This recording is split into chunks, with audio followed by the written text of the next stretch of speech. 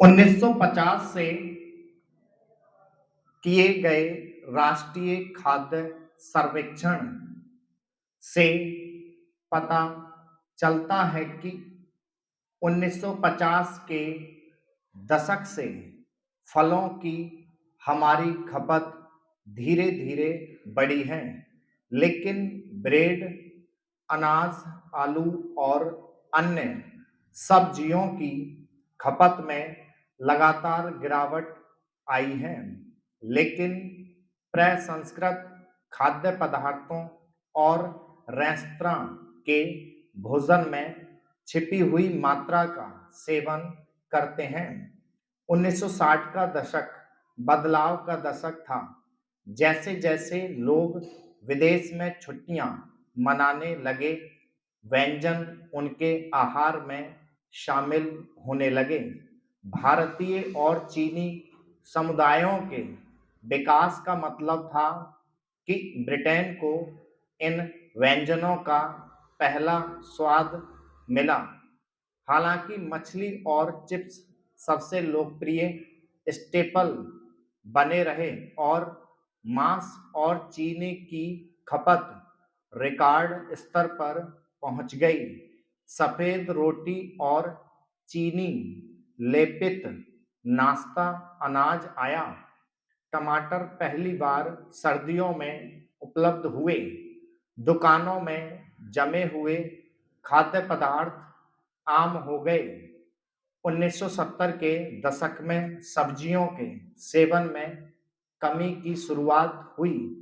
फलों का रस दुकानों में आ गया, लेकिन 10 में से सिर्फ एक व्यक्ति ही इसे नियमित रूप से पीता था। सफेद कटी हुई रोटी अपने नए प्लास्टिक आवरण में और भी ज्यादा लोकप्रिय हो गई। पहले सभी ब्रेड मोम लगे कागज में बेची जाती थीं।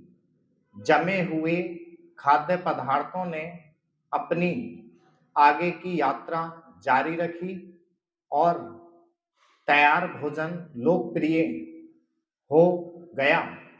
सुपरमार्केट ने खाद्य उद्योग पर अपना प्रभुत्व शुरू कर दिया।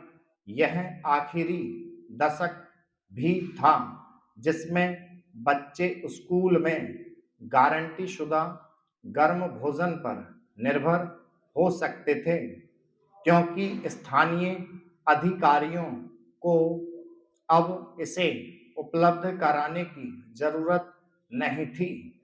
1966 में अपने चरम पर स्कूल कैंटीन के दोपहर के भोजन को 10 में से 7 छात्र खाते थे। 14 जून 1946 को 16 स्वयंसेवकों द्वारा उत्तरी Ireland chest heart and stroke की स्थापना की गई थी। जब हम अपनी 75वीं वर्षगांठ मना रहे हैं, तो हम इस बात पर विचार कर रहे हैं कि हमारे जीने के तरीके में कितनी चीजें बदल गई हैं। खास तौर पर हमारे रसोई घर की सामग्री में आज हमारे खाने की मेजें 1940 के दशक की मेजों से बहुत अलग दिखती हैं। लेकिन क्या आज हमारा खान पान वाकई पिछली पीढ़ियों से बेहतर है?